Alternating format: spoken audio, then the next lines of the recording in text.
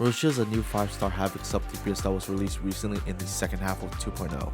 Let's talk about if you should pull her or not. My opinion would be leaning more towards no than yes. I'm looking at a perspective of how much benefit does Roccia provides to her roster.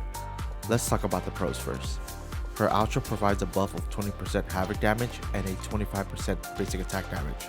She's the perfect partner for Camellia, who is one of the top dealing DPS in Wuthering waves at the moment. Her Liberations also provides a flat attack buff. She's a very straightforward and easy character to play. Her skill has suction and is great for grouping in AoE content like the Pincer Maneuver Warrior. When Roccia uses her outro, her inherent skill provides a grouping utility for the next Resonator. That utility probably has the best grouping or suction in the game. She's an all-around great character for AoE content. Now let's talk about the cons. There are 4-star alternatives that provide similar outro buff. We have Sanwa, who provides a 38% basic attack damage buff, and Danjin, who provides a 23% havoc damage buff. The only character that can fully utilize Roccia's outro buff is Camellia. You can say Havoc Rover can take advantage of Roccia's outro when, their Liberation, Skill, or Echo is on cooldown, but to be honest, I don't think it's too beneficial.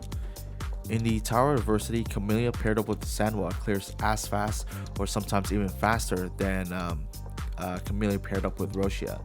Roccia does require some on-field time, and Sanwa doesn't really require much on-field time at all.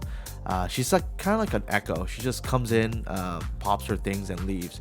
She gets her Concerto probably in less than 3 seconds of in-game time. It's really incredibly fast. I have a comparison video coming up showcasing Hypercarry Camellia paired up with Roccia or Sanwa. Roccia is a character that needs good stat investment to take advantage of their full kit. Their Liberation requires you to have at least 70% crit rate if you want the full 200 flat attack buff. I recommend skipping for Roccia unless you're looking for a character that is good for AoE content.